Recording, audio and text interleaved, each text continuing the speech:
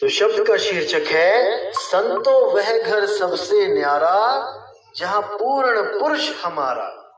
बहुत प्यारी वाणी है कबीर साहब की। आज इस पर व्याख्या करेंगे और सत्य असत्य का निर्णय करेंगे। तो साहिब कहते हैं संतो वह घर सबसे न्यारा जहां पूर्ण पुरुष हमारा, कि हे जीव, वो जो परमपिता परमात्मा का जो असली घर है, जहां पर वो मालिक, वो दया का सागर, वो प्रेम का सागर रहता है, वो सबसे न्यारा है, सबसे न्यारा, सब में होता हुआ भी सबसे न्यारा। तो क्या कहते हैं, जहां नहीं सुख दुख साच झूठ नहीं, पाप न पुण्य पसारा। कि भाई जिस जगह की, जिस शब्द की मैं बात कर रहा हूं, जब उसकी प्राप्ति होती है तो वहां पर कोई सुख और दुख दोनों ही नहीं रहते, परम आनंद आ जाता है, ना सुखी ना दुखी। क्योंकि दुख और सुख केवल इंद्रियों का विषय है भाई। जब इंद्रियों को उसके सोच के अनुसार कोई चीज मिल जाती है तो वो सुखी हो जाता है, और जब कोई चीज जो उसको पसंद है उससे दूर हो जाती है तो वो दुखी हो जाता है। जैसे आपकी दुकान पे किसी दिन ज्यादा ग्राहक आ जाए, ज्यादा पैसा आ जाए, तो आप उस दिन सुखी हो जाते हो, खुश हो जाते हो, मन खुश हो जाता है। और अगर किसी दिन ग्राहक ना आए तो आप उस दिन अपने आप को दुखी समझने लग जाते हो। तो इसी सुख दुख से जो न्यारा है वो शब्द है। जब शब्द में सुरती समाएगी तो वो सुख और दुख दोनों से न्यारी हो जाएगी, परम आनंद अवस्था को प्राप्त हो जाएगी, जो इंद्रियों का विषय नहीं है। इस पे ध्यान देना दोस्तों।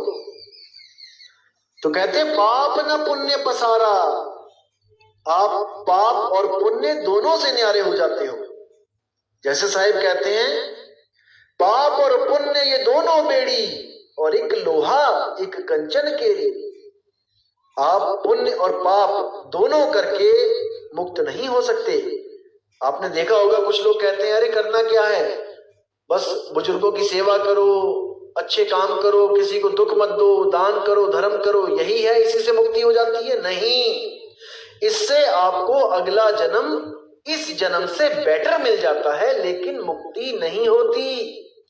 क्योंकि मुक्ति केवल और केवल सतनाम से होती है, सच्चे नाम से होती है, राम के नाम से होती है।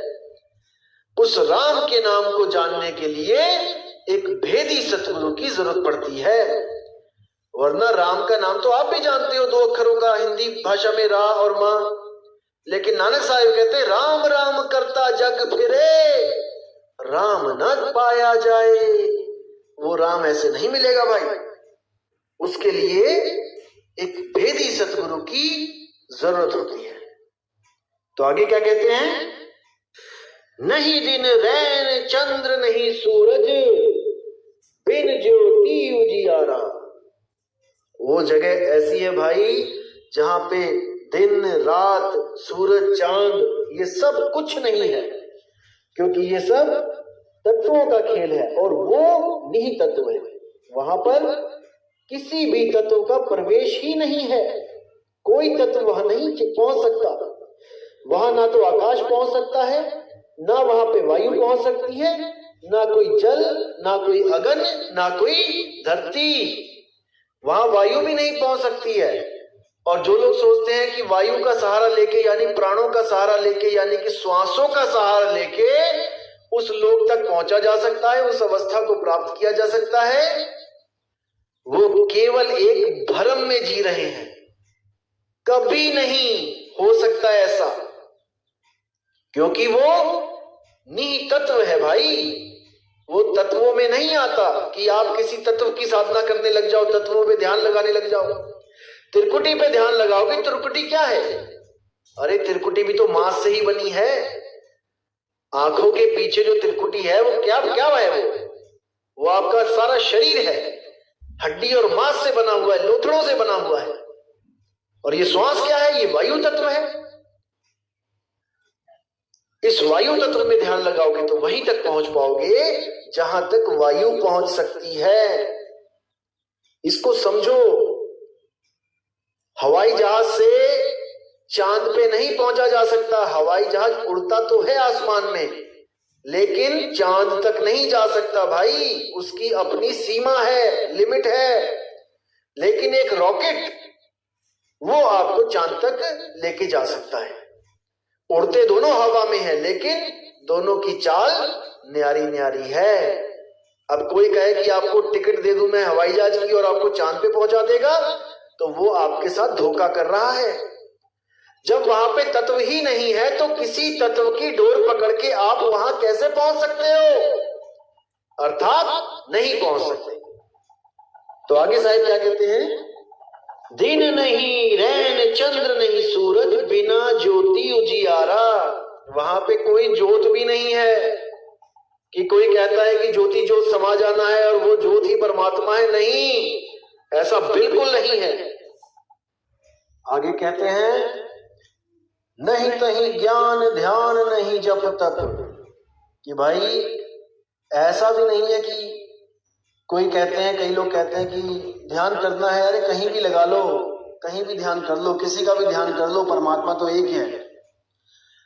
यानी कि कहीं पे भी, कई लोग तो दीवार पे बिंदु, जो दीवार है सामने आपके, उस पे एक बिंदु बना देंगे और उसी पे ध्यान करने लग जाएंगे, उसको देखते रहेंगे, लगातार देखते रहेंगे, देखते रहेंगे, और वही बिंदु अपने आप आंखों के सामने से ओझल हो जाएगा, गायब हो जाएगा।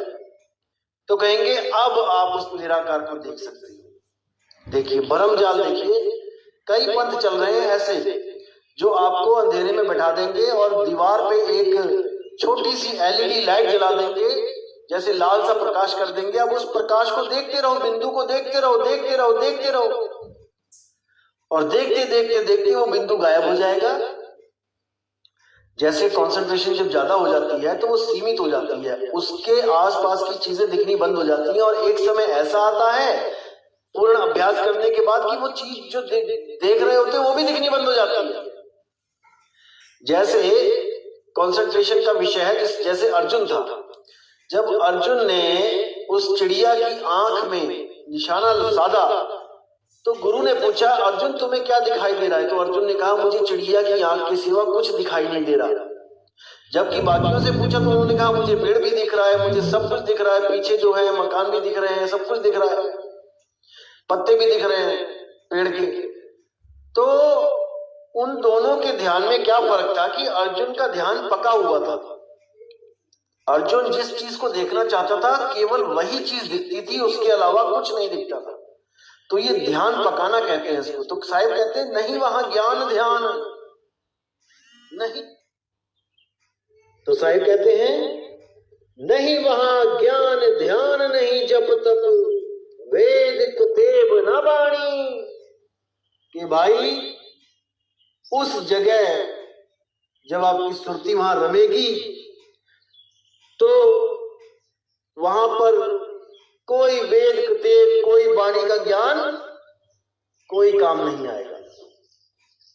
वहां पर केवल आपकी 100% सुरती चाहिए। जो शब्द में लगेगी तो आप सब कुछ भूल जाओगे, कुछ याद नहीं रहेगा, ना अपनी देह, ना अपना धर्म, ना अपनी जात, ना अपनी वाणी, और ना ही ये ग्रंथ याद रहेंगे। कुछ भी नहीं है वहां पे, केवल अपना निज स्वरूप, उसके अलावा सब जड़ माया ही तो है भाई। तो इसको समझो। आगे क्या कहते हैं? करनी धरनी रहनी कहनी ये सब वहां है रानी। ये भाई अगर वहां पर आप सोचते हो कि कोई करनी धरनी रहनी कहनी होगी, कि वहां किसी बिल्डिंगों में रहोगे या कुछ वहां काम करोगे या वहां कुछ खाओगे पियोगे, तो मेरे लिए ये हैरानी की बात है भाई। अगर ऐसी बात कोई गुरु करता है तो मैं हैरान होता हूं कि पता नहीं किस लोक में लेके जाएगा ये आपको। बिल्कुल सावधान हो जाओ ऐसे गुरुओं से जो आपको इस भ्रम में डालते हैं कि आप वहां जाके किसी घर में रहोगे, कोई सोने की सड़कें होंगी, कि वहां पे बूंदों की तरह आत्मा रहेगी, समुद्र में जैसे बूंदे रहती हैं। अरे नहीं भाई, ये सब घोर अज्ञान है। तो साहिब आगे क्या कहते हैं, धर नहीं अधर न बाहर भीतर, पिंड ब्रह्मांड कछु नाही। वहां पहुंच के ना तो धर ना अधर, कहीं भी नहीं, और ना बाहर भीतर, ना अंदर ना बाहर, कहीं भी नहीं, और पिंड ब्रह्मांड कछु नाही। ना तो वहां कोई शरीर है, ना ही वहां कोई ऐसा आसमान है कि वहां सूरज चांद सितारे होंगे, वहां दिन और रात होगी, आप ड्यूटी पे जाओगे काम करने, आपके बच्चे इंतजार करेंगे घर में, आपके माँ बाप बैठे होंगे वहां पे है। अरे भाई, ये सब भरमजाल है, कुछ नहीं है वहां पे, केवल आपका निज स्वरूप, उसके अलावा कुछ नहीं, कुछ नहीं। अब आगे कहते हैं, पांच तत्व गुण तीन नहीं तहां, साखी शब्द न ताही। वहां पर कोई पांच तत्व नहीं, कोई सूरज चांद आकाश अग्नि वायु पृथ्वी नहीं, वायु भी नहीं। कोई सोचे कि हम वहां सांस लेंगे, अरे वहां सांस भी नहीं है भाई, बिना श्वासों के जीवित रहोगे आप। स्वर्ग, नर्क, ब्रह्मलोक, सतलोक, अलख लोक, अगम लोक, अनामी लोक, अकह लोक, इन सब लोकों में आपको सांस लेनी पड़ती है, क्योंकि माया ने ये नकली बना रखे हैं, नाम रखा है इनका सतलोक, अलख लोक, अगामी लोक। ये जब मैं कर नैनो दीदार महल में प्यारा है, जब मैं पार्ट 2 और 3 बनाऊंगा तो आपको एक एक चीज समझ में आएगी कि इस माया ने क्या क्या जाल बना रखे हैं इस जीव को उलझाने के लिए। तो साहिब कहते हैं वहां पे कुछ नहीं है ऐसा, किसी भ्रम में ना रहे कोई कि श्वासा की डोरी पकड़ के किसी मंत्र को जप के मंत्रों की कमाई काल को देके आप सतलोक को चले जाओ, आप मुक्त हो जाओ। इस गलत फहमी में कभी मत रहना भाई, कभी मत रहना। साहिब क्या कह रहे हैं, इसको अच्छी तरह विचार लो, समझ लो, सोच लो, और कोई धर्म जात में ना बांटे कबीर साहब को कि ये केवल कबीर पंथी के लिए कह रहे हैं। नहीं मेरे भाई, ये पढ़ाई पीएचडी की पढ़ाई है, ये सब जीवों के लिए पढ़ाई है। ये वो पढ़ाई है जहां जिसको 3 गुण यानी ब्रह्मा विष्णु महेश भी नहीं समझ पाए